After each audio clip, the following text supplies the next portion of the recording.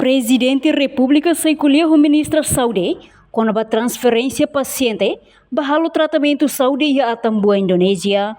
Primeiro-ministro Kairala Sara Guzmão ratou informação neba jornalista Sira, foi na Sorumalo o Presidente República José Ramos Horta.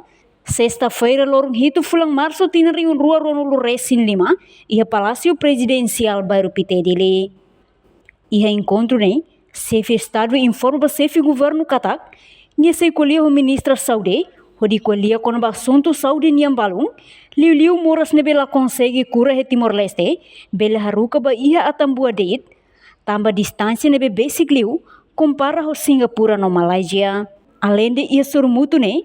Sira mos escolher com a cooperação com Brunei, com a atual teste ba médico Sira, tuir ida que especialidade, depois Sira ba aprende tão fulang nem, ou tu tinang ida ia Brunei, no neba hira tohotu, Sira fila mai horitulung paciente Timor Sira.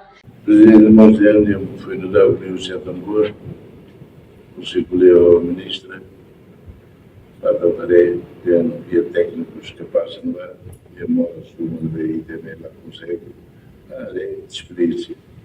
E logo de Timor, mas, cari, a mal moras, cari, do Atambua, ao centro ali, dali para a América do Oeste. Em vez de Haruka, Singapura, Haruka, Malásia,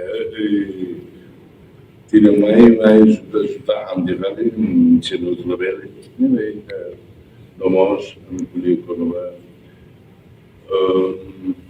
cooperação com o Brunei, e o Brunei no mar, dia, também a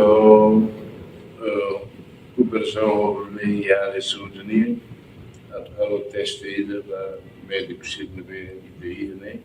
Semata e a inclinação vai nessa fuaninha, vai terceiro, mas vai aprender. Quando nem tinha ainda, vai aprender, aprendida, logo faz vai aprender, que é a operação, tem que ter direito, e sai aqui especialista vai fua, deve evoluir. E que também quando vai nem hidroelétrica, a Haruka moras fontes né, falei, Ana foi falei, Malásia, Singapura, Sino, Austrália, mas ele assim, deve haver muito para. Reportagem no Vai Magno Televisão Timor Post. Janela informação ba Emohoto. Atua tem informação atual dia Clio. Kita haluha. Hane yang botão subscribe, like. Halo comentário no Fahe Tutang ba media sosial Hoto.